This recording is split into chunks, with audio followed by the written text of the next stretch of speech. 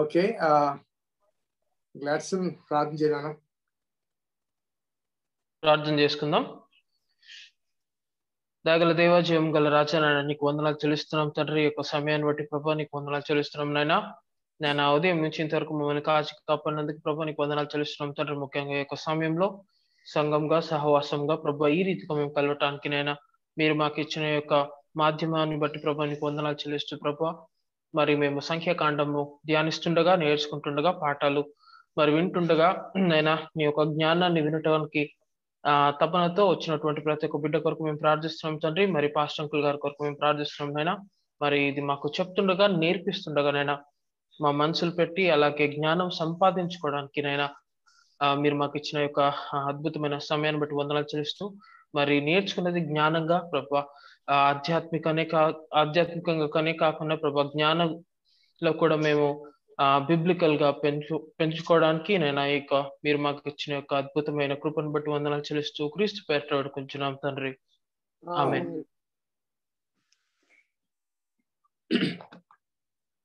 క్రీస్తునందు ప్రియమైన దేవుని బిడ్డలారా, ఈ శ్రేష్టమైన అవకాశం బట్టి దేవునికి స్తుతులు చెల్లిస్తున్నాను. మరి సంఖ్యాకాండం మనం ధ్యానం చేస్తున్నాం. మరి ఈ సందర్భంలో ఒక మాట నేను తప్పనిసరిగా చెప్పాలి. ఈ వేదాంత విద్యాభ్యాసంలో దాదాపు 3 లేక 4 సంవత్సరాలు మేము బీడీ అనగా బేసిక్ స్టడీస్ చేస్తున్నప్పుడు how to study the Bible, how to interpret the Bible and it's context అనే విషయాలు మాకు తెలియచేస్తారు.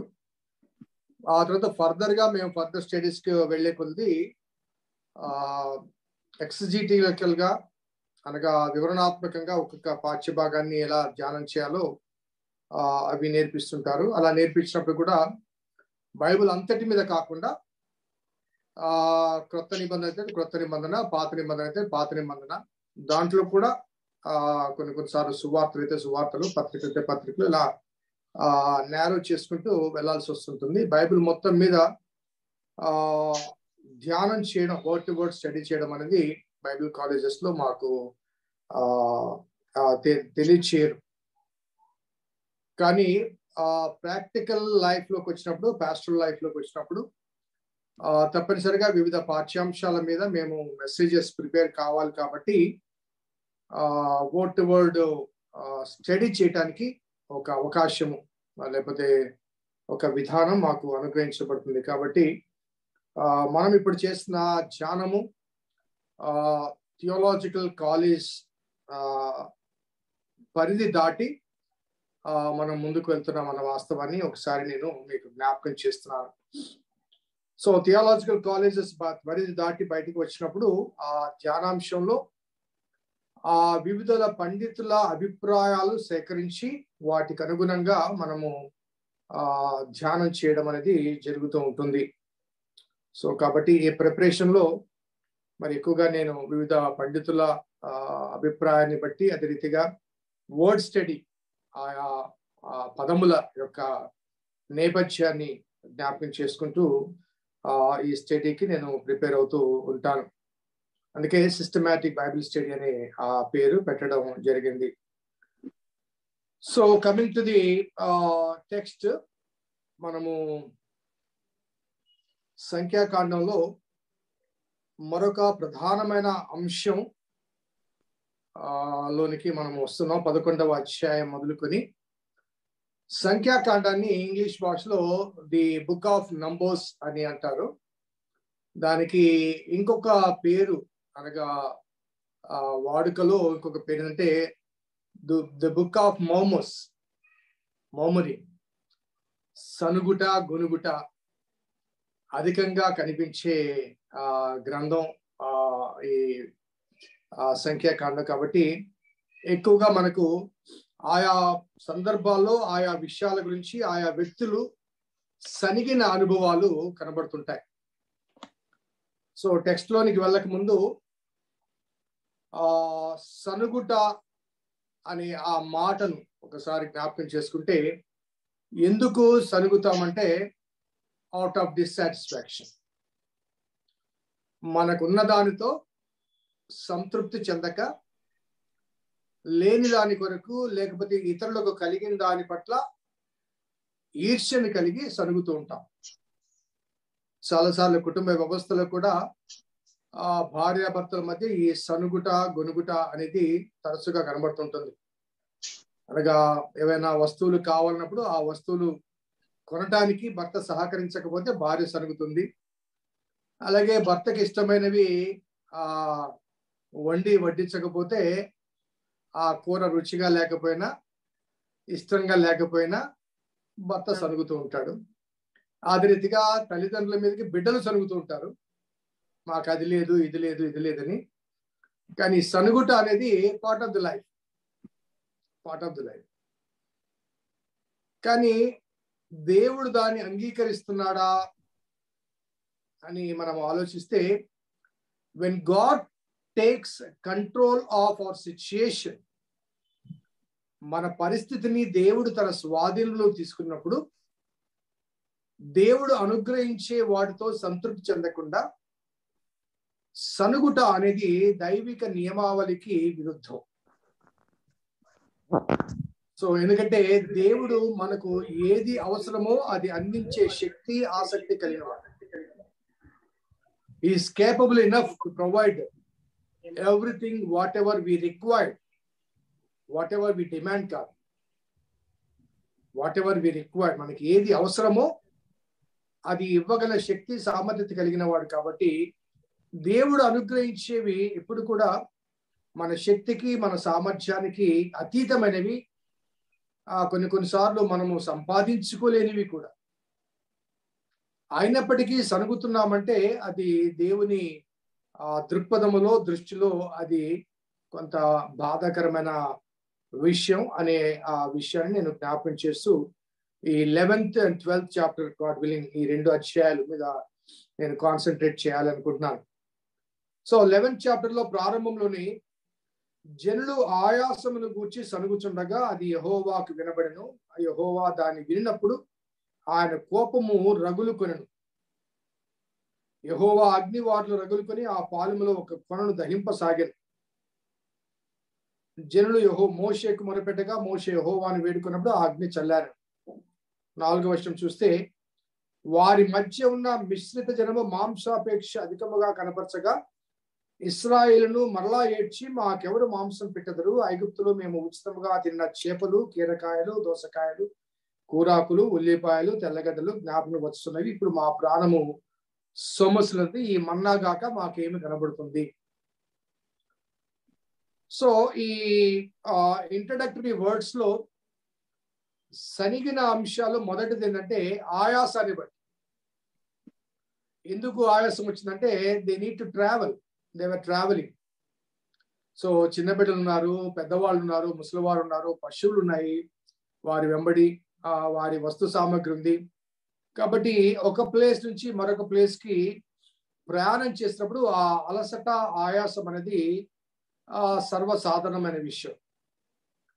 కాబట్టి ఆయాసాన్ని బట్టి సనిగారు, కానీ దేవునికి కోపం వచ్చింది అనే మాట మొదటి 3 వచనాల్లో కనబడుతుంది. సో ఇక్కడ ఒక వాస్తవం ఏంటంటే దేవుడు వారు 40 సంవత్సరాలు ప్రయాణం చేసిన వారి చెప్పులు అరగలేదు, వారి వస్త్రాలు నలగలేదు. అనగా he has provided the meal enough to maintain the travel hazards కానీ లేకపోతే ప్రయాణపు తీవ్రత ఒత్తిడి భరించగలన ఆ శ్రేష్టమైన ఆహారాన్ని వారికి ఇచ్చాడు. శ్రేష్టమైన ఆహారం ఇచ్చాడు. సో ఉపవాసం ఉన్నప్పుడు మనము ఒక 1/2 కిలోమీటర్ నడవగానే కళ్ళు తిరిగిపోతాయి. కానీ పుష్టిగా మంచి ఆహారం తిన్నప్పుడు ఎంత దూరమైన నడవగలం కదా. అలసిపోయినప్పుడు మరలా భోజనం చేస్తాం, మరలా ప్రయాణం చేస్తూ ఉంటాం. కాబట్టి దేవునికి కోపం రావడానికి గల కారణం ఏంటంటే దేవుడు శ్రేష్టమైన ఆహారాన్ని వారికి ఇస్తున్నారు.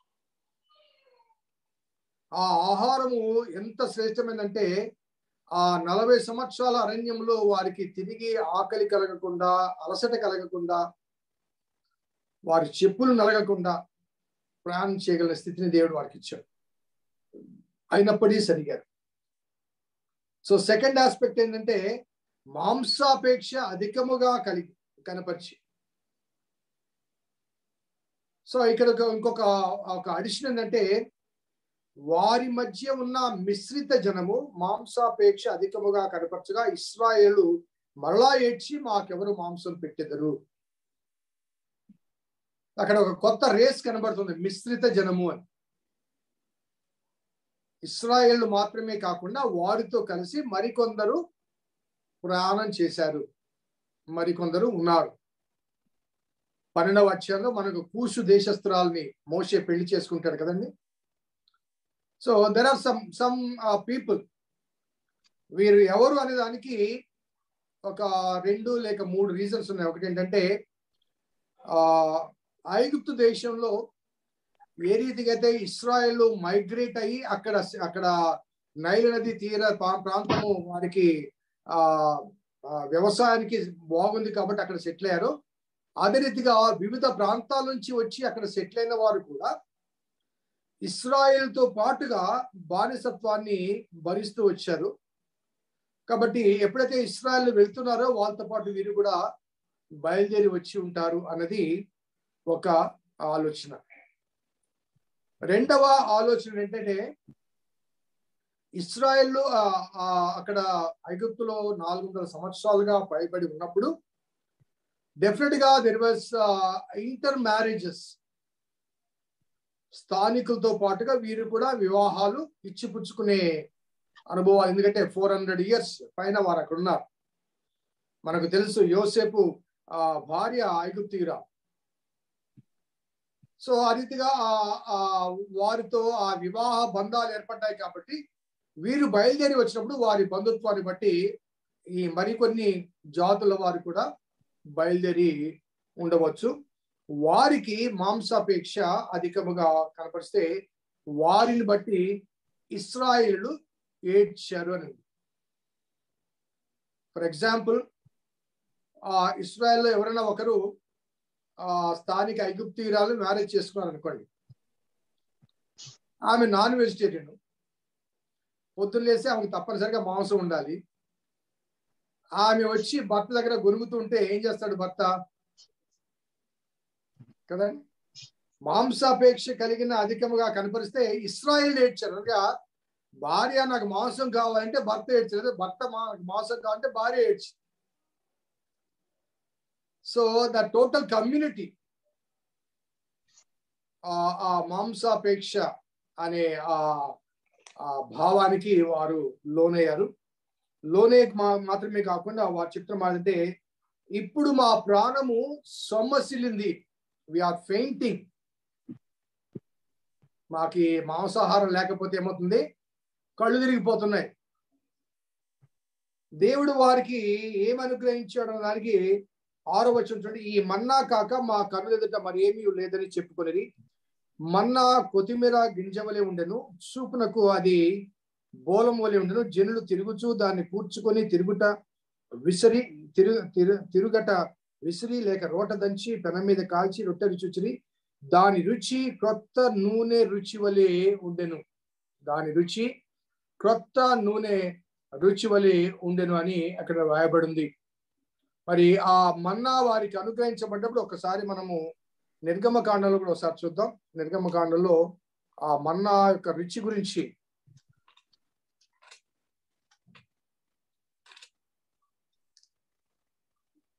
ఆ 16వ అధ్యాయం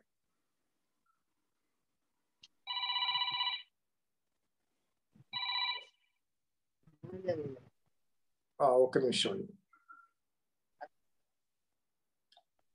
30-31 వచనం. కాబట్టి 7వ దినమున ప్రజలు విస్మరించిరి, ఇశ్రాయేలు దానికి మన్నా అని పేరు పెట్టిరి. అది తెల్లని కొత్తిమీర గింజ వలె ఉండెను, దాని రుచి తేనెతో కలిపిన అపూపము వలె ఉండెను.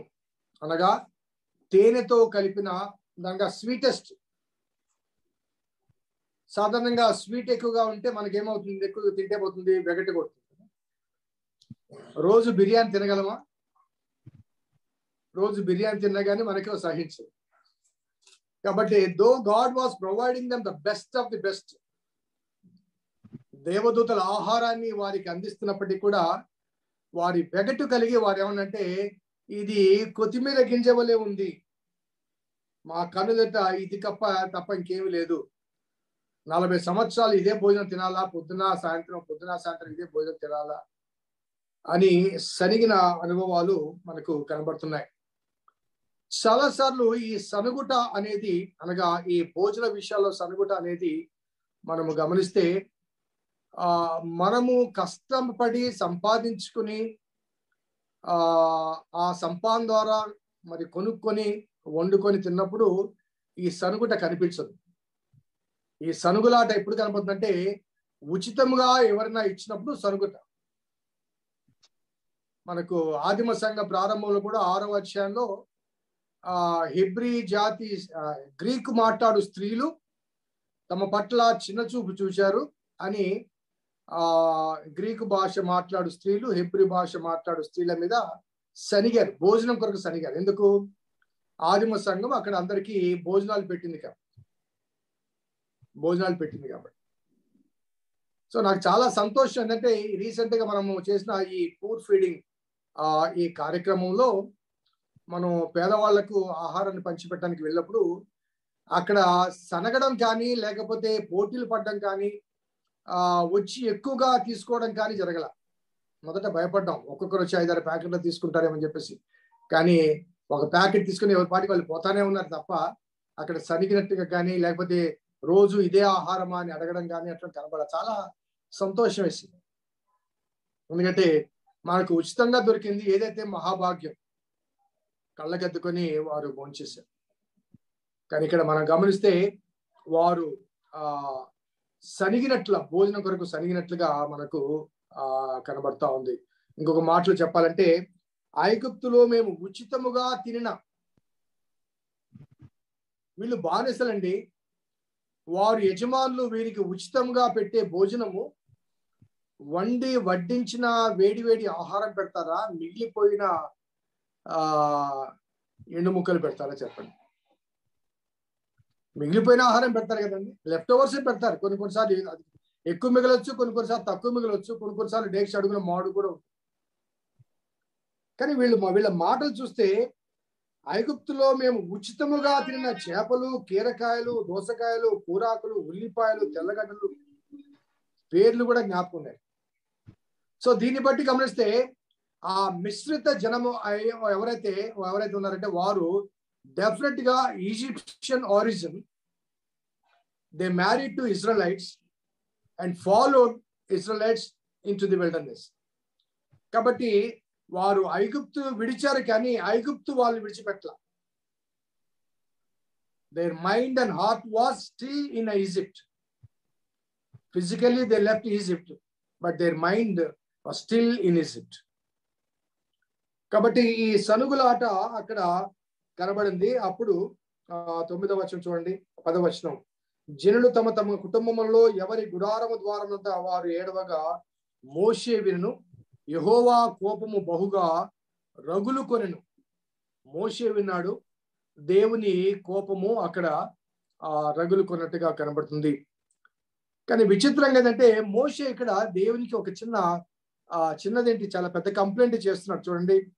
కాగా మోషే యెహోవాతో, నీవేళ నీ సేవకుని బాధించితివి, నా మీద నీ కటాక్షము రానియక ఈ జనులందరి భారము నా మీద పెట్టనేలా, నేనే ఈ జనమును గర్భమున ధరించితినా, నేనే వీరిని కంటినా, పాలిచ్చి పెంచాడు తండ్రి పసిపిల్లను మోయినట్లుగా నేను వీరి తండ్రులకు ప్రమాణపూర్వకంగా ఇచ్చిన దేశంలోకి వీరిని నీ రొమ్మున ఎత్తుకుని పొమ్మని నాతో చెప్పుచున్నావు.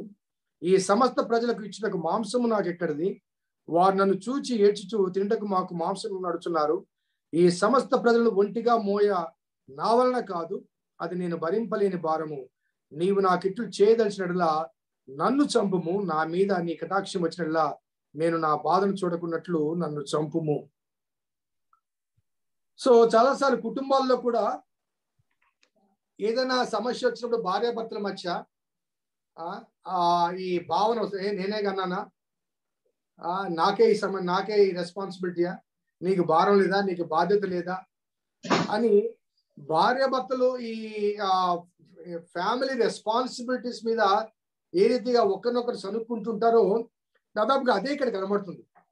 నేను కన్నానా వాళ్ళని, నాకు ఇచ్చావు, నా భారం నా భుజాల మీద నా మీద పెట్టావు, ఇంత కోపం నా మీద ఎందుకు, నీ సేవకుల మీద ఇంత కోపం నీకెందుకు, వీళ్ళందరికీ మాంసాహారం పెట్టని నాకు ఎక్కడి నుంచి వస్తుంది, వాళ్ళు మాంసకాలు అడుగుతున్నారు, నేను ఎక్కడి నుంచి తేవాలి.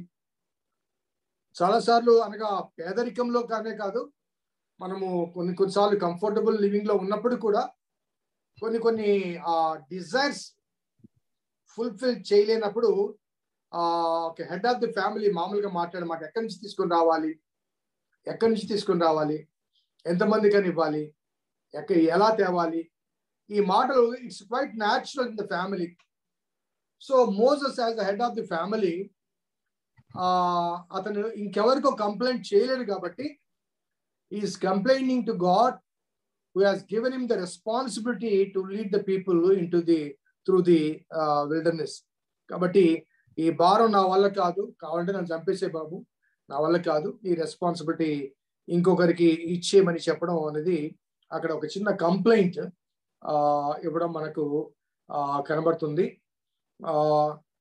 అదే రీతిగా 16వ వచనం నుంచి దేవుడు అతనికి కొంత అసిస్టెన్స్ ఇస్తాడు. 70 మందిని, జనులకు పెద్దలని అధిపతులని నీ వెరిగిన ఇశ్రాయేలు పెద్దల నుంచి 70 మంది మనుషులు నా యొద్దకు పోగు చేసి ప్రత్యక్ష గుడారంకు వారిని తోడుకొని రమ్ము, అక్కడ వారు నీతో కూడా నిలబడవలను, నేను వారి దిగి అక్కడ నీతో మాట్లాడదును, మరియు నీ మీద వచ్చిన ఆత్మలో పాలు వారి మీద ఉంచుతాను. ఈ జనుల భారము నీ ఒంటిగా మోయకున్నట్లు వారు దానిలో ఒక పాలు నీతో కూడా భరించవలను. నీవు జనులను చూచిట్లను, మిమ్మల్ని మీరు రేపటికి పరిశుద్ధపరచుకోండి, మీరు మాంసము తిందురు. యెహోవా వినున్నట్లు ఏడ్చి, మాకు ఎవరు మాంసం పెట్టుదురు, ఐగుప్తులో మాకు బాగుగానే జరిగిందని మీరు చెప్పుకుంటారు కనుక యెహోవా మీకు మాంసం ఇచ్చును, మీరు తిందురు.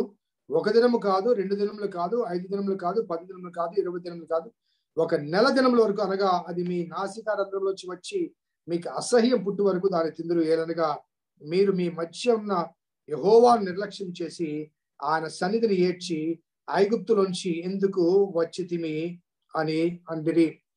దేవుడు ఒక ఆప్షన్ ఇచ్చాడు. ఏంటంటే, నువ్వు మోయలేని అన్నావు కాబట్టి ఒక 70 మందిని అసిస్టెన్స్ తీసుకో, వారిని నా దగ్గర తీసుకొని రా, నీతో మాట్లాడినట్టుగా వారితో మాట్లాడతాను, నీకు ఇచ్చినట్లుగా వారికి కూడా ఒక పాలు అనగా ఒక రెస్పాన్సిబిలిటీ వారికి ఇస్తాను, అదే రీతిగా వారికి మాంసం ఇస్తాను. ఎందుకంటే మాకెవరు మాంసం పెట్టేదరని అడిగారు కాబట్టి మీకు మాంసం ఇస్తాను.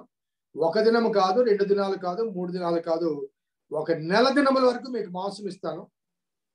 మీరు తిని విసిగిపోయేంత వరకు మీకు మాంసం ప్రొవైడ్ చేస్తాను అని దేవుడిని యెహోవా మోషేతో చెప్పినప్పుడు మోషే సంతోషించడానికి బదులుగా మరొక కంప్లైంట్ అక్కడ 21 చూడండి. అందుకు మోషే, నేను ఈ జనుల మధ్య ఉన్నాను, వారు 6 లక్షల పాదాచారులు, వారు నెల దినములు తిన్నట్టు వారికి మాంసం ఇచ్చుదని చెప్పితివే, వారు తృప్తిగా తిన్నట్లు వారి నిమిత్తము గొర్రెలను పశువులను చంపవలనా, వారు తృప్తిగా తిన్నట్లు సముద్ర చేపలని వారి నిమిత్తం కూర్చవలనా అని అగైన్ మరలా మోషే దేవునితో మాట్లాడినట్టు మాటలు మనము అనగా, నువ్వు మాంసం ఇస్తానన్నావు, మేమేదో తెచ్చుకున్న పశువులన్నీ చంపి వీరికి మాంసం పెట్టాలనా, ఎలా ఇమ్మంటావు అని దేవుని తిరిగి అడిగినప్పుడు దేవుడు అడిగే మాట 23వ వచనంలో, యెహోవా బాహుబలము తక్కువనిదా, నా మాట నీ ఎడల నెరవేరునో లేదో ఇప్పుడు చూచెదు అంటూ దేవుడు అక్కడ తిరిగి అతనికి ఒక అష్యూరెన్స్ ఇచ్చిన విషయాన్ని మనము ఇక్కడ గమనించవచ్చు. ఆ తర్వాత వాక్య భాగంలో దేవుడు ఆ 70 మందిని పిలిపించడం, 70 మంది మీదకి దేవుడు తన ఆత్మ పాలు ఇవ్వడం, ఆత్మను పొందిన వారందరూ కూడా ఆ గుడారం దగ్గర నిలబడి 70 మంది ప్రవచించడము. ప్రవచించినప్పుడు ఇద్దరు ఎల్దాదు మెదాదు అనేవారు గుడారం దగ్గర నుంచి పాలెంలోకి వెళ్ళి పాలెంలో ప్రవచించడం. అనగా ప్రవచించడం అంటే దేవుడు చెప్పిన మాటలు, మీకు మాంసాహారము దేవుడు అనుగ్రహించబోతున్నాడు కాబట్టి మీరు నిశ్శబ్దంగా ఉండండి అని దేవుని ప్రవచనాన్ని వారికి పోయి చెప్పడం. ఆ విషయం తెలిసి నూను కుమారుడు మోషే పరిచారకున్న యెహోషువ ప్రభావాన్ని ఆపు, వారు దేవుని తరపున పోయి ప్రచారం చేస్తున్నారు, ప్రవచిస్తున్నారు, వారిని ఆపమని చెప్పినప్పుడు నా నిమిత్తము నీకు రోషం వచ్చిన అంటూ 29వ వచనంలో మరి మోషే మాట్లాడి దేవుడు మన మీద ఆత్మనుంచినట్లుగా వారి మీద కూడా ఆత్మనుంచాడు కాబట్టి వారు ప్రవచిస్తున్నారు అని యెహోషువను ఆపడం అనేది కనబడుతుంది. ఆ తర్వాత వారికి 31 నుంచి చూస్తే, తర్వాత యెహోవా సన్నిధి నుంచి గాలి బయలుదేరి సముద్రం నుండి పూరేలను రప్పించి పాలెము చుట్టూ ఈ ప్రక్కను ఆ ప్రక్కను దిన ప్రయాణం అంత దూరం వరకు భూమి మీద 2 మూరల ఎత్తున వాటిని పడవేశాను. కావున జనులు ఆ దినమంతియు ఆ రాత్రి మరుసటి దినమంతియు లేచి ఆ పూరేలను కూర్చుకొని చుండరి. తక్కువ కూర్చుకునే వాడు 100 తూములు కూర్చుకుండు. తర్వాత వారు తమ కొరకు పాలెము చుట్టూ వాటిని పరిచిరి. ఆ మాంసము ఇంకా వారి పండ్ల సందులో ఉండగానే అది నమలక ముందే యెహోవా కోపము జనుల మీద రగులుకొనెను. యెహోవా తెగులు చేత వారిని బహుగా బాధించెను. మాంసాపేక్ష కలిగిన జనులు అక్కడ పాతి పెట్టినందున ఆ స్థలమునకు కిబ్రోతు హత్తావా అని పేరు పెట్టబడెను. సో అక్కడ దేవుని ప్రొవిజన్ ఎలా ఉందంటే, సముద్రం మీద గాలి వీస్తే ఆ సముద్రం మీద ప్రయాణం చేస్తున్నటువంటి పూరేళ్లు పాలెం మీదకి వచ్చి ఆ పాలెం మీద పడ్డాయట. అవి ఒక దిన ప్రయాణం అంత దూరం వరకు భూమి మీద 2 మూరల ఎత్తున అనగా దాదాపు ఇంతవరకు ఇంత పొడుగున 2 మూరల ఎత్తున ఇంత ఎత్తు వరకు అవి స్టాగ్నెట్ చేయబడ్డాయి. అంత ఎత్తు దాదాపు మన నడుము కన్నా ఎత్తు వరకు అవి గుట్టలుగా పడిపోయాట. ఒక దిన ప్రయాణం అంత దూరం, బహుశా 1 కిలోమీటర్ 2 కిలోమీటర్లు కావచ్చు, ఒక దిన ప్రయాణ దూరం అంత వరకు అవి పడి ఉంటే వారందరూ కూడా వాటిని కూర్చుకొని తమ గుడారాల దగ్గర పరుచుకొని మాంసాపేక్ష కలిగిన వారందరూ తమ ఇష్టం వచ్చినట్లుగా భోంచేస్తుంటే అక్కడ రాయబడ్డ మాట, ఎవరైతే మాంసాపేక్ష కలిగి సనిగారో ఆ సనిగిన వారు దేవుని చేత బాధపరచబడ్డారు. ఏ రకమైన బాధ దేవుడు అనుగ్రహించాడు అన్నదాన్ని మనము ఇక్కడ మనకు క్లియరెన్స్ ఇవ్వలేదు. కానీ మాంసాపేక్ష కలిగి మాంసం కావాలి అని సరిగిన వారి గొనిగిన వాళ్ళకి అక్కడ నిండుగా పూరేళ్లు 2 మూరలు ఎత్తున ఉన్నప్పుడు వారు డెఫినెట్ గా అధికంగా కూర్చుకొని అధిక మాంసాపేక్ష చేత అధికముగా వండుకొని అధికముగా తింటారు. అధికంగా తినడం వల్ల అజీర్తి, తద్వారా వారికి కడుపు ఉబ్బరం కానీ లేకపోతే భారం కానీ అటువంటి అనుభవం, అనగా తిన్నది అరగని పరిస్థితి కూడా అరగనంతగా వారు తిన్నది. ఎందుకంటే వారి మాంసాపేక్ష అంత అధికంగా ఉండింది. కాబట్టి వారు అక్కడే వారు చనిపోయినట్లుగా లేదు కానీ పాతి పెట్టబడ్డట్టుగా ఉంది. కాబట్టి వారు దేవుడు వారిని బాధపరచ ఆ ఆహారం యొక్క తీవ్రతను బట్టి వారు చనిపోయినారు, అక్కడే పాతి పెట్టబడ్డారు అని మనము గమనించే అవకాశాలు ఉన్నాయి. సో ఇక్కడ ఈ మాంసాపేక్షతో సనిగిన వారి అనుభవాల మధ్య దేవుడు ఒక ప్రొవిజన్ ఇచ్చాడు. అదేంటంటే 70 మందిని లీడర్స్ గా ఇచ్చాడు. ఈ 70 అనే ఈ పదము అనగా 70 మంది లీడర్స్ గా ఉన్న వాళ్ళు ఆనాడు ఇశ్రాయేలు జనాంగములో నాయకులుగా మోషే చేత ఏర్పాటు చేయబడి మోషే యొక్క భారాన్ని బాధ్యతను వారు పంచుకుంటూ ఆ ఇశ్రాయేలు జనాంగం యొక్క ఆ ప్రాణులు మాత్రమే కాకుండా ఆ తర్వాత ఇశ్రాయేలు చరిత్రలో కూడా ఈ 70 అనే సంఖ్య మనకు స్పష్టంగా కనిపిస్తుంది. మనకు 2 ఎగ్జాంపుల్స్ నేను చెప్పగలను. అదేంటంటే బైబిల్ని హీబ్రూ భాషలోంచి గ్రీక్ భాషలోనికి తర్జుమా చేసినప్పుడు ఆ తర్జుమా చేసింది ఫస్ట్ నేను ఇంట్రడక్షన్ చాప్టర్స్ లో జెనసిస్ లో చెప్పాను. అలెగ్జాండ్రియా పట్టణంలో ఈ తర్జుమా గావించబడిందని. ఆ తర్జుమా గావించబడటానికి 70 మంది పండితులను తీసుకుని పోయి అలెగ్జాండ్రియా పట్టణంలో కూర్చోబెట్టారని, వారు దాదాపు 150 దినములు అక్కడ కూర్చొని వారు బైబిల్ని ట్రాన్స్లేట్ చేశారు. దాన్ని 70 మంది చేశారు కాబట్టి, 72 పీపుల్ చేశారు కాబట్టి సెప్టుజెంట్ అనే పేరు ట్రాన్స్లేషన్ కి అందించబడింది. అలాగే యేసు ప్రభు వారి కాలంలో సన్హెడ్రిన్ సభ, అనగా యేసు ప్రభు వారిని శిలువ మరణానికి అప్పగించడానికి తీర్మానం చేసిన సన్హెడ్రిన్ సభ సభ్యుల సంఖ్య కూడా 71 మంది, అనగా 70 మంది, వారితో పాటుగా ప్రధాన యాజకుడు 71. కాబట్టి ఈ 70 నంబర్ లీడర్షిప్ అనేది ఇశ్రాయేల్ జనాంగములో అది కొనసాగుతున్న ఒక సంఖ్య.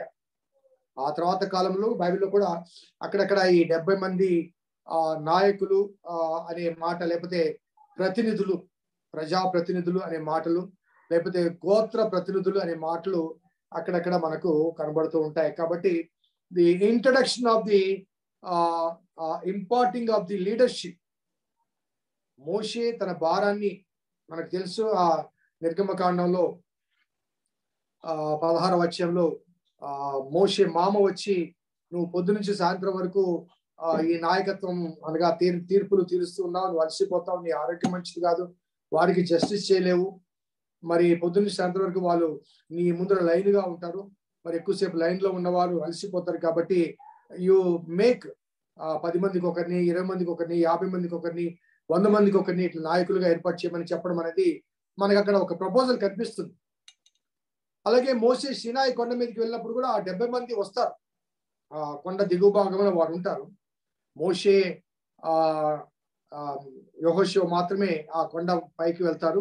యెహోషువ కొంత పైకి వెళ్ళి అక్కడ ఆగిపోతాడు. ఆ తర్వాత శిఖరాగ్రానికి మోషే మాత్రమే వెళ్తాడు. అక్కడ కూడా మనకు 70 మంది కనబడతారు. అది గతంలో మనం క్లాసెస్ లో మనం జ్ఞాపకం చేసుకున్నాం. So the approval of the leadership, 70 మందికి ఆ లీడర్షిప్ యొక్క బాధ్యతలు పంచడం అనేది, అనగా 6 లక్షల కాల్బలం కలిగిన ఆ జనాంగాన్ని నడిపించడానికి, ఆ తర్వాత కాలంలో ఇశ్రాయేల్ ప్రజలు ఒక దేశంగా ఏర్పాటు చేయబట్టే కూడా ఒక డెమోక్రటిక్ ప్రిన్సిపల్స్ నేపథ్యంలో అది జరిగించడానికి ఈ లీడర్షిప్ ను దేవుడు యాక్సెప్ట్ చేసినట్లుగా మనము భావించవచ్చు. So coming to the 12th chapter. So ఇందాక నేను ఒక మాట చెప్పాను, అసంతృప్తికి కారణం సనుగుట, అనగా మనకు పొందిన దానితో, మనకున్న దానితో మనకు తృప్తి లేకపోయినప్పుడు ఆ తృప్తిని ఎలా వ్యక్తపరుస్తామంటే సనుగుతుంటాం. చాలాసార్లు వివాహాల్లో ఒక మాట, నేను ఇది 12th చాప్టర్ కోసం ఈ మాట చెప్పాల్సి వస్తుంది. వివాహ సందర్భాల్లో ఎన్ని ఆర్భాటాలు చేసినా, ఎన్ని రీతిలుగా మరి బంధుమిత్రులు ఇంటింటికి వెళ్ళి పిలిచినా, వారికి కావాల్సినవి సమకూర్చినప్పటికీ కూడా, సో వివాహం చాలా ఘనంగా జరిగినప్పటికీ కూడా ఆ విందు ఏర్పాటులో సరైన క్రమశిక్షణ లేకపోయినా, ఎవరికైనా సరిగా లభించకపోయినా, దొరకకపోయినా ఈ సనుగుట అనేది స్పష్టంగా కనబడుతుంది. ఆ సనిగే సందర్భంలో ఇంకోటి కూడా కనబడుతుంది. ఏంటంటే, మనము బఫే కాకుండా బెంచ్ మీద కూర్చున్నప్పుడు ఆ వడ్డిచ్చేవాడు వస్తాడు, వాటి గంటలో వచ్చింది వేస్తాడు. వేసినప్పుడు కొన్నిసార్లు మనకు సరిగా పడదనుకోండి, వాడి వైపు అలాగే చూస్తాం. వాడు పక్క వాడి దగ్గరికి వెళ్ళి ఇంకా లోతుగా తీసుకొని వాడికి వేస్తాడు. వాడికి కొద్దిగా పక్క వాడికి ఎక్కువ పడుతుంది, మనకు సరిగా ఉండదు. న్యాచురల్ గా మనలో ఏమి పుడుతుందండి? జెలసీ కదా. So there may be minute issues, పెద్ద పెద్ద ఇష్యూస్ కానక్కర్లేదు. ఎదుటి వాడి మీద ఈర్ష్య కలగటానికి పెద్ద పెద్ద ఇష్యూస్ అక్కర్లేదు. సో సనుగుట ప్రారంభమైనప్పుడు the next phase of it ఏంటంటే ఈర్ష్య. అసూయ వేరు, ఈర్ష్య వేరు. అసూయ అంటే ఎదుటివాడికి కలిగిన దాన్ని బట్టి మనం కొద్దిగా అసూయ చెందాం, బాధపడతాం. కానీ ఈర్ష్య అంటే అది ఒక ఎదుటివాడి మీద ఈర్ష్య కలిగినప్పుడు అతని మీద ప్రతీకారము తీర్చుకోవాలని వాంఛ కలుగుతుంది. ఈర్ష్య ద్వారా కలిగిందంటే ప్రతీకార వాంఛ. సో తద్వారా ఏమంటే కలహాలు వస్తాయి. ఆ కలహాల తర్వాత హత్యలు వస్తాయి. ఈ కయ్యూను హేబేలు విషయంలో అదే జరిగింది. కయ్యూను మొదట సరిగాడు. దేవుడు అతన్ని అర్పణ అంగీకరించినందుకు దేవుడు అంటాడు, నువ్వు సత్క్రియ చేయలేదు కదా అంటాడు. వెంటనే తమ్ముడి మీదకి ఈర్ష్య వస్తుంది. పొలంలోకి వెళ్ళి తమ్ముడితో మాట్లాడాడు, అనగా ఫైట్ చేశాడు, కలహమైంది. అక్కడ ultimately Abel was murdered. So ఈ కలహాల తర్వాత ఈ వీరి ప్రాణంలో కలిగిన సెకండ్ ఆస్పెక్ట్ ఏంటంటే ఈర్ష్య. ఆ ఈర్ష్య ఎవరికి కలిగింది అన్నదానికి మొదటి భాగంలో మోషే కూషు దేశపు స్త్రీని పెళ్లి చేసుకుని ఉండను కనుక అతడు పెళ్లి చేసుకున్న ఆ స్త్రీని బట్టి మిరియాము అహరోనులు అతనికి విరోధముగా మాటలాడిరి. వారు మోషే చేత మాత్రమే యెహోవా పలికించిన ఆయన మా చేత పలికించలేదా అని చెప్పుకొనగా యెహోవా ఆ మాట వినెను. ఈ మాటలు కొద్దిగా మనము కాన్సన్ట్రేట్ చేద్దాం. సో మోషే మరొక స్త్రీని అనగా కూషు దేశపు స్త్రీని వివాహం చేసుకున్నాడు. మొదటి ప్రశ్న ఏంటంటే వై? మనకు నిర్గమకాండం లో మనం గమనిస్తే 16వ అధ్యాయంలో ఇందాక చెప్పే 16వ అధ్యాయంలోనే ఇత్రో అరణ్యంలో ఉండగా సిప్పోరాను అదేవిధంగా మోషే కుమారులు ఇద్దరిని తీసుకుని వచ్చి మోషేకు అప్పగిస్తారు. అనగా మోషేతో పాటుగా సిప్పోరా ఉంది, అదేవిధంగా మోషే కుమారులు ఇద్దరు ఉన్నారు. కానీ ఆ తర్వాత కొంతకాలానికి సిప్పోరా మరలా ఎక్కడా కనిపించదు, చరిత్రలో ఎక్కడా కనిపించదు. దానికి ఒక 2 రీజన్స్, థియలాజికల్ గా 2 రీజన్స్ ఏంటంటే బహుశా సిప్పోరా చనిపోయి ఉండవచ్చు, అందుకని మోషే మరొక స్త్రీని వివాహం చేసుకున్నాడు అని ఒక భావన. రెండవ భావన ఏంటంటే ఆ సిప్పోరా మిద్యానీయురాలు కాబట్టి ఆ మిద్యానీయులకు ఈ కూషీలు అనే పేరు కూడా ఉందని కాదు ఉండి ఉండవచ్చు అనే ఒక భావన ఉంది. కానీ దాన్ని చాలా మంది కొట్టివేసి, ఎందుకంటే మోషే అప్పటికే దాదాపు 40 సంవత్సరాలు వివాహ జీవితంలో ఉన్నాడు. కొత్తగా సిప్పోరా అతని జీవితంలో ప్రవేశించలేదు కాబట్టి కొత్తగా సిప్పోరాను బట్టి వీరు అసూయపడవలసిన అవసరత అగత్యత కనిపించడం. సో చాలా మంది అంగీకరించేది ఏంటంటే బహుశా సిప్పోరా ఆ ప్రాణంలో చనిపోయి ఉండవచ్చు అనేది ఒక భావన, ఎక్కువ మంది అంగీకరించే ఒక భావన. రెండవది ఏంటంటే మోషే చరిత్రలో మనం గమనిస్తే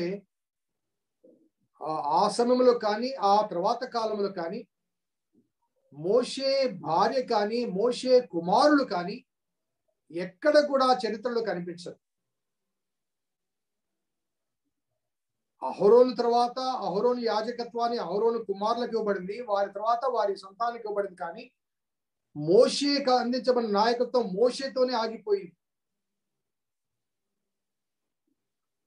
సో అనగా the leadership which was given to Moses is not continued as a hereditary. ఒకవేళ ఈనాడు జరుగుతున్న పరిస్థితుల నేపథ్యంలో మరి ఆనాడు కూడా మోషే కానీ మోషే కుమారులు కానీ భావించి ఉంటే యెహోషువ ఆ స్థానంలో ఉండేవాడు కాదు. అదే రీతిగా ఈ 12వ అధ్యాయంలో జరిగిన ఈ గొడవల నేపథ్యంలో మోషే కుమారులకు అహరోను కుమారులకు మధ్య చాలా వైషమ్యాలు జరిగి ఉండేవి. For no reason mentioned in the Bible మోషే కుమారులు మరలా మనకు కనిపించరు. చరిత్రలో, అనగా ప్రధానమైన పాత్ర పోషించినట్లు కానీ లేకపోతే అక్కడ కనిపించరు. అదే రీతిగా సిప్పోరా కూడా కనిపించదు. సిప్పోరా మిద్యానీయురాలు కాబట్టి మిద్యానీయురాలు అన్నప్పుడు న్యాచురల్ గా she's from Arabian background, Arabian desert నుంచి ఆమె వచ్చింది. వేరస్ ఈ రెండవ స్త్రీ కూషు దేశస్తురాలు. కూషు దేశస్తురాలు అనగానే ఇథియోపియన్. మనకు క్రొత్త నిబంధనలో ఈ అపోస్తుల కార్యంలో ఇథియోపియన్ అనే నపుంసకునికి ఫిలిప్పు వాక్యాన్ని అందించి ఆ అతనికి బ్యాప్టిజం ఇచ్చిన సంఘటన మనకు కనబడుతుంది. అతడు దేవుని గ్రంథాన్ని చదువుతుంటే అతనికి అర్థం కాదు. దేవుని ఆత్మ ఫిలిప్పుని తీసుకుని వెళ్తుంది. ఫిలిప్పుని తీసుకుని వెళ్ళినప్పుడు ఆ ఫిలిప్పు అక్కడికి వెళ్ళిన తర్వాత ఆ ఫిలిప్ అతనికి బోధించడం కనబడుతుంది. అనగా ఇథియోపియన్ అనే కూష్ దేశస్తులు అంటే వారు బ్లాక్ ఆఫ్రికన్స్. కాబట్టి కూషు దేశస్తులు ఇథియోపియన్స్ అనగానే బ్లాక్ ఆరిజిన్ అనగా ఆ వర్గానికి చెందినవారు. వేరే సిప్పోరా అరబ్ జాతికి ఆ ప్రాంతానికి చెందింది. కాబట్టి మరి ఇక్కడ మోషే మ్యారేజ్ చేసుకున్న ఈ కూషు దేశస్తురాలు సిప్పోరా కాదు. ఈమె she is a different lady. Maybe after the death of సిప్పోరా మోషే ఆమెను వివాహం చేసుకుని ఉండవచ్చు అని ఒక భావన. ఎందుకంటే అప్పటికే అక్కడ ధర్మశాస్త్రం ఇవ్వబడింది కాబట్టి ధర్మశాస్త్ర విధి విధానాలు బట్టి మరి సిప్పోరా ఉండగా మరొక స్త్రీని వివాహం చేసుకోవడం అనేది అక్కడ ధర్మశాస్త్రాన్ని అందించిన మోషే జీవితంలో అది ఒక బ్లాక్ స్పాట్ గా ఉండే అవకాశాలు ఉన్నాయి. కాబట్టి చాలా మంది పండితులు భావన అంటే సిప్పోరా అప్పటికే మరణించి ఉంటుంది అని భావించడం అనేది కనబడుతూ ఉంటుంది. సో ఈ కూసు దేశస్తురాన్ని వివాహం చేసుకున్న తర్వాత అక్కడ ఎవరు సనిగారు అన్నదానికి అక్కడ రాయబడ్డ మాట ఏంటంటే, అతడు పెళ్లి చేసుకున్న ఆ స్త్రీని బట్టి మిరియాము అహరోనులు అతనికి విరోధముగా మాటలాడిరి. ఏమని మాట్లాడారు? మోషే చేత మాత్రమే యెహోవా పలికించనా, ఆయన మా చేతను పలికించలేదా అని చెప్పుకొనగా యెహోవా ఆ మాట మోషే వినలేదు. సనిగారు. ఎక్కడ సనిగారు? సనిగే వాళ్ళు ఎప్పుడు కూడా ఎదురుగా సనగరు. ఆలయాల్లో కూడా కొన్నిసార్లు సంఘాల్లో కూడా ఈ సనుగులు కాపర్ల మీద సనుగుతుంటారు, కానీ ఎదురుగా సనగరు. ఎదురుగా సనిగితే అది కలహమే అవుతుంది. కాబట్టి వెనక సనుగుతూ ఉంటారు, సనగడం గొనగడం అనేది. కాబట్టి ఇక్కడ మోషే మీద సనగలేదు, మోషే ఎదుట సనగలేదు, కానీ మోషే మీద సనిగారు. They murmured against Moses, not in front of Moses. ఆ విషయాన్ని మనం జ్ఞాపకం చేసుకోవాలి. అది ఎవరు విన్నారంటే యెహోవా విన్నాడు, మోషే వినలేదు. ప్రాబబ్లీ మోషేకు తెలియకపోవచ్చు తన వెనక జరుగుతున్న ఈ సనుగులు కానీ గొనుగులు కానీ, ఇంకో మాట చెప్పంటే కుట్ర కానీ, కాన్స్పిరసీ కానీ. వారు సనగటానికి గల కారణాల్లో కేవలం వివాహం చేసుకున్న దానికే వారు సనిగారా అని అంటే కొన్ని రీజన్స్ మనము ఎవాల్యుయేట్ చేయొచ్చు టెక్స్ట్ లోంచి. ఆ రీజన్స్ ఏంటంటే, మోషేతో పాటుగా అహరోను యాజకుడు, అహరోను కుటుంబం అంతా కూడా ప్రధాన యాజకులుగా వారు పిలువబడ్డారు. So they were given a primary position. అలాగే మిరియాము ఆమె ప్రవక్తినిగా కనబడుతుంది. నిర్గమకాండ 15వ అధ్యాయంలో ఆమె తంబుర తీసుకొని ఆ పాట పాడుతున్నప్పుడు ఆమెను ప్రవక్తిని అనే మాట అక్కడ వాడబడింది.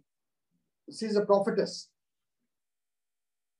సో ప్రవక్తకు యాజకునికి ఉన్న డిఫరెన్స్ ఏంటంటే ప్రవక్త, a prophet is a God's representative before the people, whereas the priest is a people's representative before God. ప్రవక్త దేవుని ప్రతినిధిగా ప్రవచనాలు ప్రజలతో చెప్తాడు. యాజకుడు ప్రజల ప్రతినిధిగా ప్రజల తరపున విజ్ఞాపనలు దేవునికి చేస్తాడు. So two basic and fundamental very very important role. దేవుడు వారిని చిన్నగా చూడలేదండి. మోషే నాయకుడిగా ఉన్నప్పటికీ కూడా వీరిద్దరిని దేవుడు చిన్న చూపు చూడలేదు. వారిద్దరికి కూడా చాలా చాలా చాలా చాలా ప్రధానమైన ప్రాముఖ్యమైన బాధ్యతలు, రెస్పాన్సిబిలిటీస్, గుర్తింపు కూడా ఇవ్వబడింది, ఐడెంటిటీ కూడా ఇవ్వబడింది. కాబట్టి అంతగా ఆమె అంటుంది కదా, దేవుడు ఆ మోషేతో మాట్లాడాడు, మాతో కూడా మాట్లాడలేదంటే దేవుని మాటలు వారు కూడా విన్నారు. దేవుడి ప్రవచనాలు మోషే మిరియాముకి ఇవ్వబడింది. ఆ మిరియాము ప్రవక్తినిగా మరి ప్రజల మధ్య మాట్లాడి ఉండవచ్చు.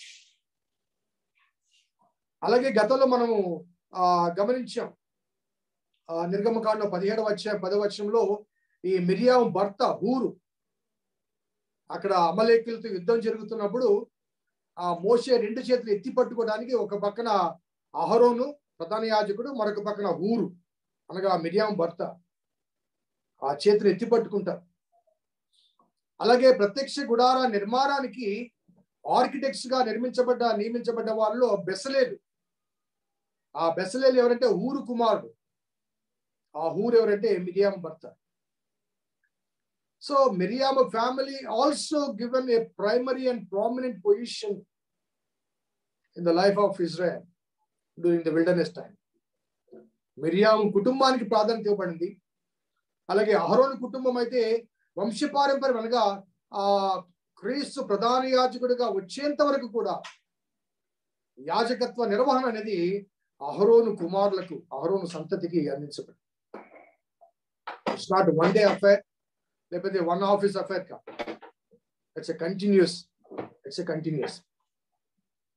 అంతటి గురుతర బాధ్యత వారికి అప్పగించబడ్డప్పటికీ కూడా వారు మోషే మీద సనిగారు, మోషే మీద గొనిగారు. దానికి కారణం ఆయన మరొక స్త్రీని వివాహం చేసుకున్నాడు. వీరికి ఈర్ష్య కలిగింది. మరి ఎందుకు ఈర్ష్య కలిగింది అని అంటే బహుశా అనగా బైబిల్లో దాని గురించి వివరాలు మనకు అందించబడలేదు. కానీ మన ఆలోచన విధానంలో అనగా మన కాంటెంపరీ సిచ్యుయేషన్ లో కొన్నిసార్లు ఆయా రాజుల పతనాల కారణం వారి వెనక ఉండి నడిపించే స్త్రీలే. గతంలో ఒక ప్రధానమైన ముఖ్యమంత్రి ఉండేవారు మనకి. ఆయన తన సింహాసనాన్ని పోగొట్టుకోవడానికి గల కారణం ఆయన జీవితంలో మరొక స్త్రీ ప్రవేశించింది. ఆమె యొక్క పెత్తనాన్ని అంగీకరించక ఒక party 2గా చీలిపోయింది. So they could not tolerate the intervention of the other woman. ఇది ఒక ఎగ్జాంపుల్ కోసమే చెప్తున్నానండి, వాస్తవాలు మనకు తెలియదు. ఇది అర్థం కావాలి కాబట్టి ఎందుకు మిరియాము అహరోనులు ఈర్ష్యపడ్డారు అన్నదానికి నేను ఒక ఎగ్జాంపుల్ కోసమే చెప్తున్నాను. వాస్తవాలు మనకు తెలియదు. సో కాబట్టి న్యాచురల్ గా నూతనంగా మోషే జీవితంలో ప్రవేశించిన ఆ స్త్రీ మోషే మీద తన ప్రభావాన్ని చూపించి ఉండవచ్చు. లేకపోతే నూతనంగా వివాహమైంది కాబట్టి ఆమె పట్ల కొంత మోషే ప్రత్యేకమైన భావన లేకపోతే ఆప్యాయత వ్యక్తపరిచి ఉండవచ్చు. అది మిరియాముకు అహరోనుకు నచ్చి ఉండకపోవచ్చు. అట్ ద సేమ్ టైం 11వ అధ్యాయంలో మోషే 70 మంది నాయకులు ఎన్నుకున్నాడు. So Moses has a 70 people support.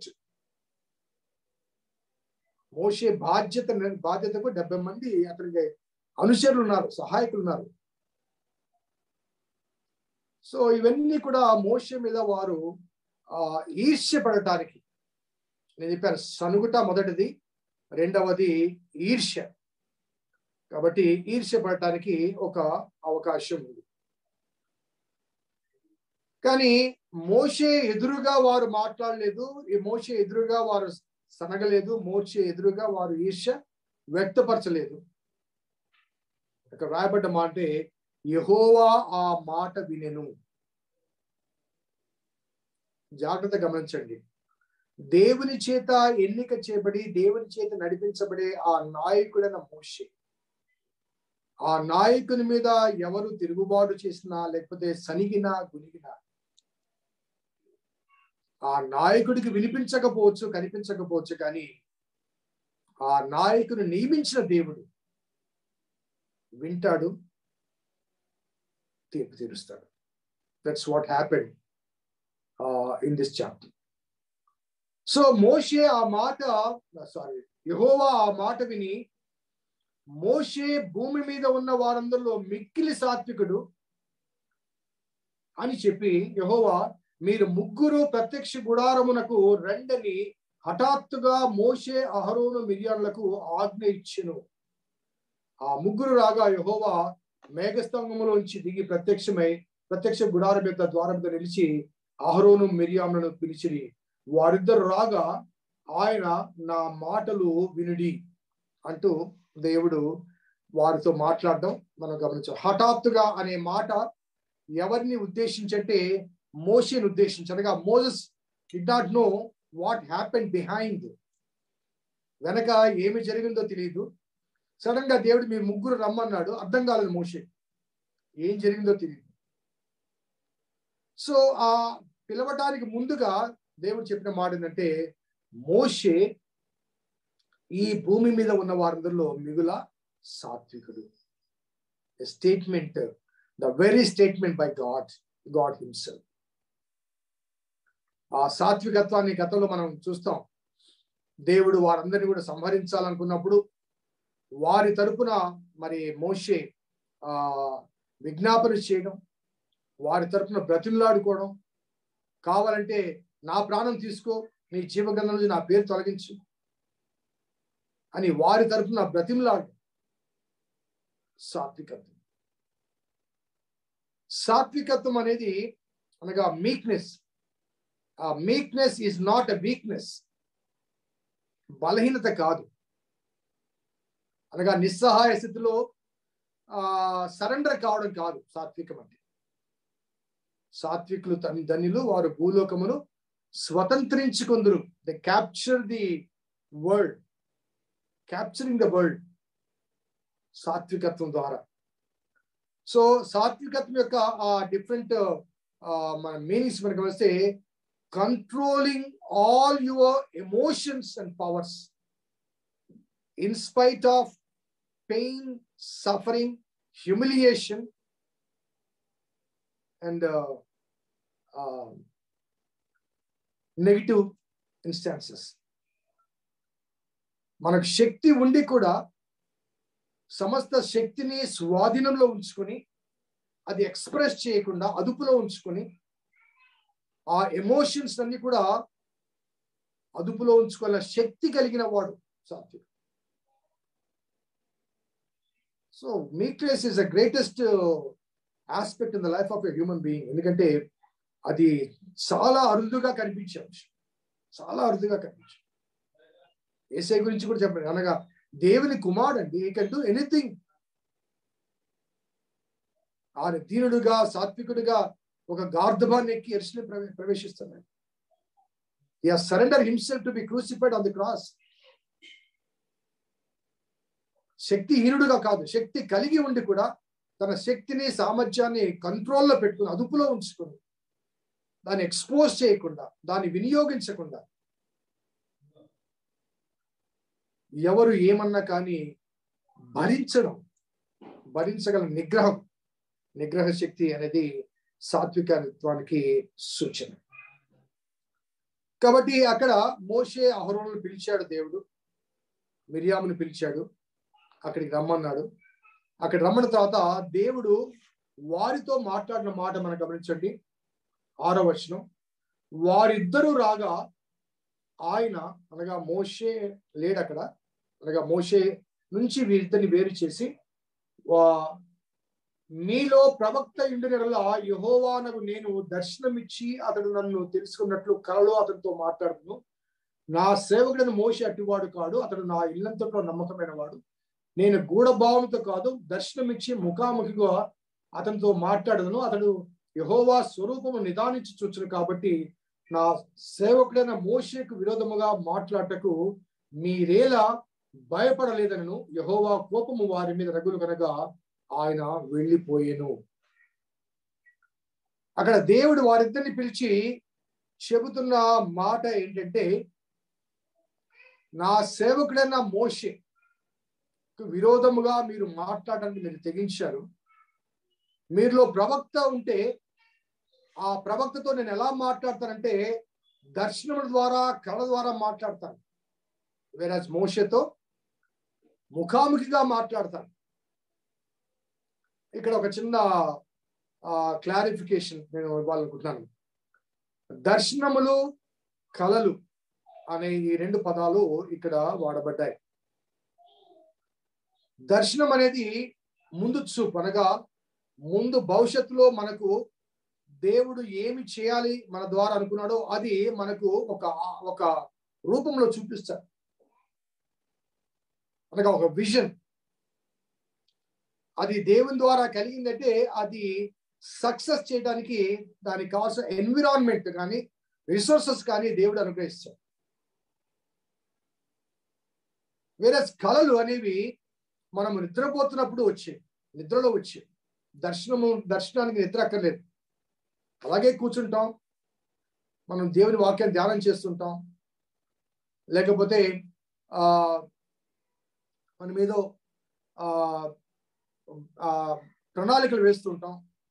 అప్పుడు కొన్ని మనకు కనిపిస్తూ ఇలా చేయండి అలా చేయండి అని కనిపిస్తూ ఉంటాయి. అవి దైవిక సంబంధమైనది, దానికి సంబంధించి మొత్తం దేవుడే మనకు అనుగ్రహిస్తాడు. సో కళలకు ఏమైందంటే, కళలు రాత్రి వేళ అనగా పడకలో ఉన్నప్పుడు, నిద్రపోయినప్పుడు వచ్చే కళలకు దెర్ షుడ్ బి ఏ ఇంటర్ప్రీటర్, కళల భావము చెప్పేవాడు కావాలి, కళల భావాన్ని చెప్పేవాడు కావాలి. యోసేపు జీవితంలో మనకు కనబడుతుంది, కళల భావము చెప్పేవాడు కావాలి. సో అనగా ఆ కళ అనేది అది ఎలా ఉంటుందంటే ఎక్స్ప్లనేటరీగా ఉండదు, అలిగోరికల్ గా ఉంటుంది, ఉదాహరణలుగా ఉంటుంది. కాబట్టి ప్రవక్తలతో దర్శన రూపంగా మాట్లాడాడు దేవుడు, కళల రూపంగా మాట్లాడాడు, కానీ ప్రత్యక్షంగా మాట్లాడలేదు. అది దేవుడు చెప్పే మాట. I did not speak to any prophet directly thus far. Whereas మోషేతో నేను ఎలా మాట్లాడానంటే, ఆయనతో మాట్లాడిన మాట గురించి రాస్తూ, నేను ముఖాముఖితో దర్శనమిచ్చి ముఖాముఖితో అతను మాట్లాడుతును. అతడు నా స్వరూపమును నిదానించి చూడును. స్వరూపం అనే మాట అనగా, స్వరూపం అంటే రూపం కాదు, వ్యక్తిని కాదు, వ్యక్తిత్వాన్ని. స్వరూపం అన్నప్పుడు రూపాన్ని కాకుండా ఆ దైవిక వ్యక్తిత్వాన్ని, మనకు తెలుసు అక్కడ ప్రభువాని రూపాన్ని నాకు చూపించమన్నప్పుడు దేవుడు అక్కడ మోషేకు ఆయన వైపు నుంచి వెళ్ళడం, వీపుని మాత్రమే చూపించడం, అవన్నీ మనకు కనిపిస్తాయి. సో ముఖాముఖిగా మాట్లాడను అన్నప్పుడు అంటే ఫేస్ టు ఫేస్, ఎదురుగా మనిషి మాట్లాడినట్టు కాదు, కానీ దేవుని స్వరాన్ని ప్రత్యక్షంగా వినగలిగిన, దేవుని స్వరూపాన్ని ప్రత్యక్షంగా చూడగలిగిన ధన్యత మోషేకు దేవుడు అనుగ్రహించాడు. ఆ విషయాన్ని దేవుడే స్వయంగా వీరిద్దరు చెప్తారు. ద డిఫరెన్స్, దేవుడు మాతోనే మోషేతోనే మాట్లాడా, మాతో మాట్లాడలేదా అని వారు గొనిగినందుకు దేవుడు చెప్తున్న ఎక్స్ప్లెనేషన్ అంటే, మీతో కూడా మాట్లాడాను, కానీ మీతో దర్శనాలతో కళ ద్వారా మాట్లాడాను, కానీ మోషేతో అలా కాదు.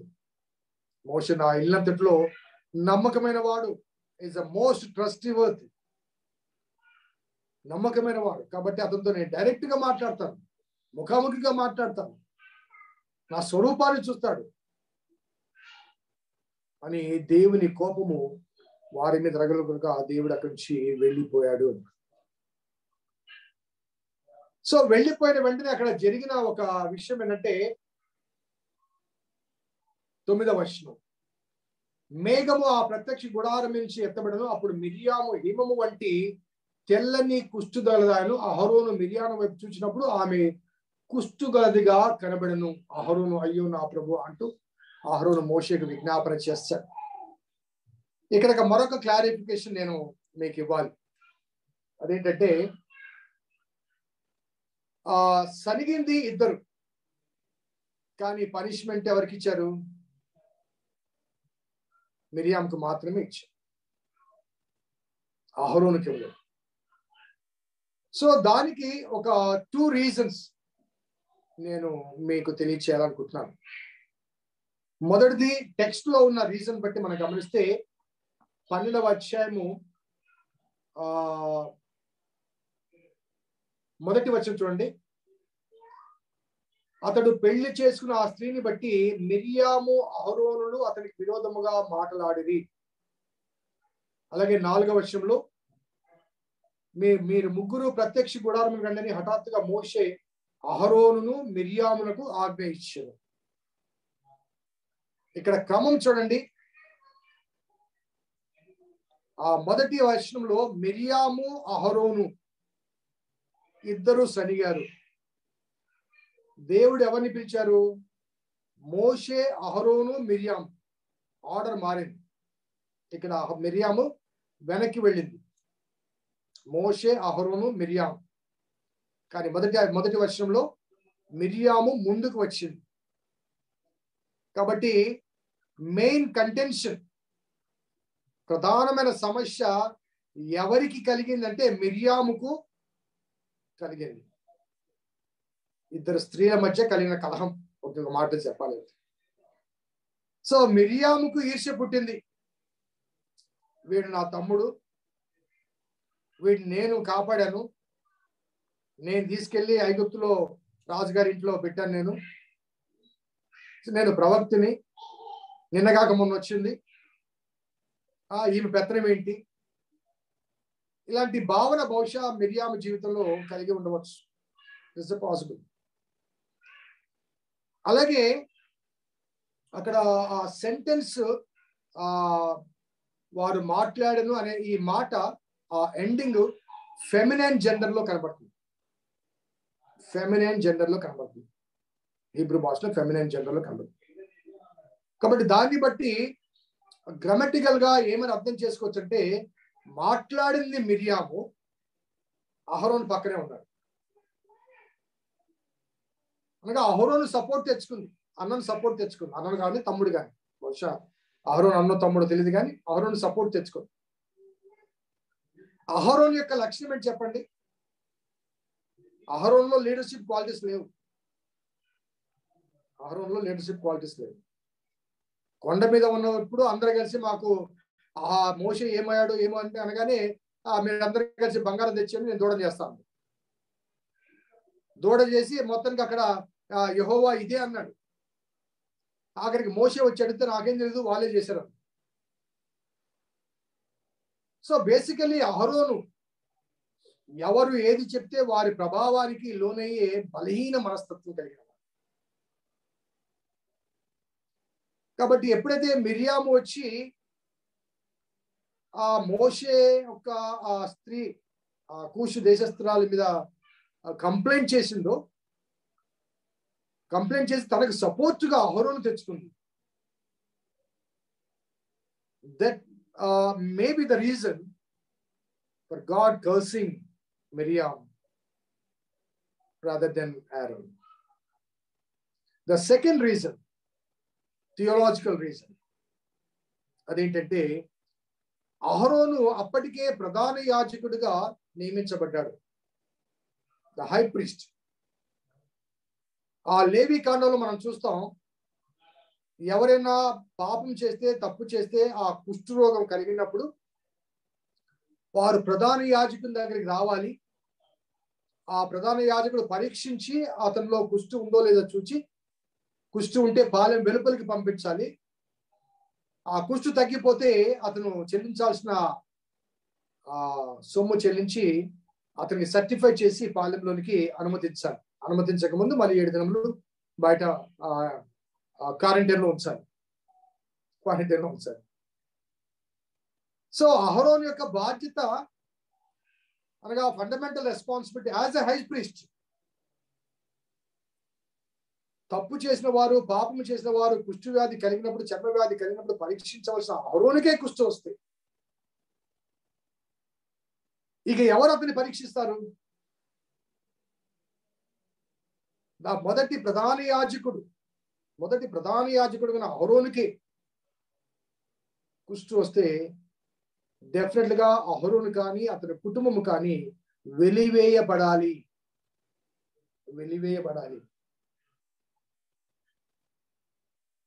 ఆల్రెడీ అహరోను మొదటి 2 కుమారులు చనిపోయారు. మిగతా 2 కుమారులు యాజకులుగా ఉన్నారు. ప్రధాన యాజకుడు అహరోను మాత్రమే. కాబట్టి ప్రధాన యాజకుడిగా ఉన్న అహరోను విషయంలో ఈ సమస్య వస్తే ఎవరు యాజక క్రియలు జరిగించాలి? మరి 6 లక్షల కాల్వలు కలిగిన ఆ ప్రజల ప్రతినిధిగా దేవుని బల్యర్పణ గావించాలంటే ఇతనే సమస్యలు, ఇతనే ఆ కుష్ఠరోగం కలిగి ఉంటే, ఇతనే వెలివేయబడితే ఆ దేవుని పరిశుద్ధ ప్రత్యక్ష గుడారంలో ఎవరు ఆ పరిశుద్ధ సన్నిధికి వెళ్ళగలరు? No chance.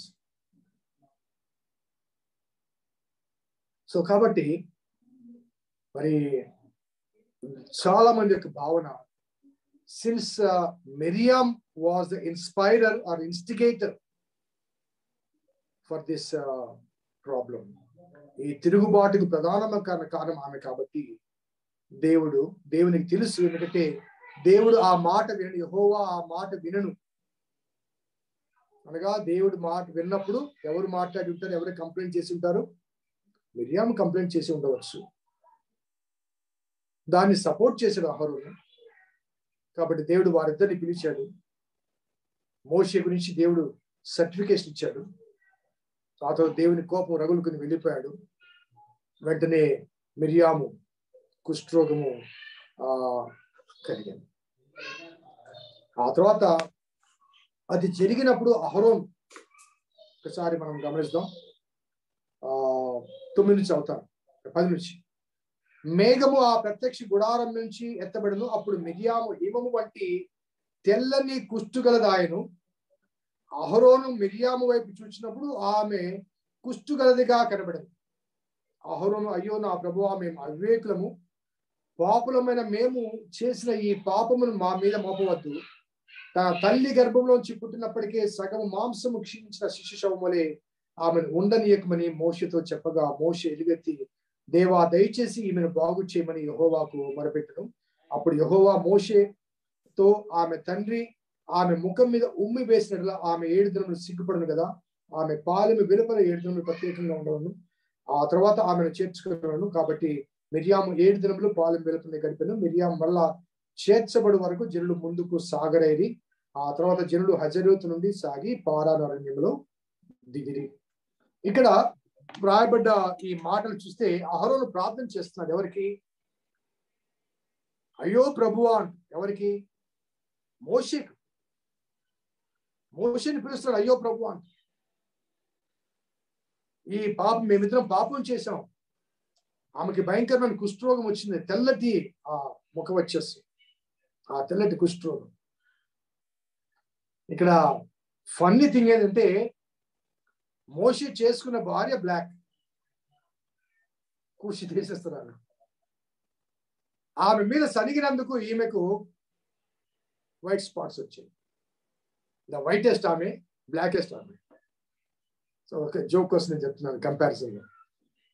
సో అక్కడ అహరోను మోషే యొక్క ప్రాధాన్యతను గుర్తిస్తాడు. అనగా మోషే దేవునితో ముఖాముఖిగా మాట్లాడగలిగిన వాడు కాబట్టి మేము కూడా దేవునితో మాట్లాడినా, దేవుడు మాతో మాట్లాడినప్పటికీ కూడా మేము మాట్లాడేదానికి మోషే మాట్లాడిన దానికి చాలా చాలా వ్యత్యాసం ఉంది. కాబట్టి Aaron recognized the superiority of his brother Moses in the presence of God. దేవుని ఎదుట అతను మోషే ఎంతటి ప్రాధాన్యత కలిగిన వాడు అనే ఆ విషయాన్ని అక్కడ గుర్తించడం అనేది కనబడుతుంది. కాబట్టి ఆ సమయంలో అక్కడ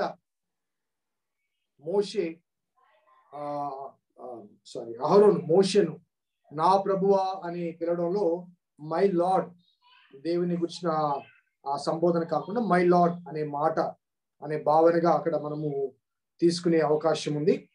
కాబట్టి ఆయన మా ప్రభువా, నా ప్రభువా, మేము అవివేకులము, పాపలమైన మేము చేసిన ఈ పాపమును మా మీద మోపవద్దు అంటూ మరి మోషేకు విజ్ఞాపన చేసినప్పుడు మోషే ఆమె తరపున ఆ దేవునికి ప్రార్థన చేస్తారు. సో ఈ సందర్భంలో కూడా, ఈ విషయంలో కూడా Aaron could not pray to God directly, though he was appointed as the high priest at this junction.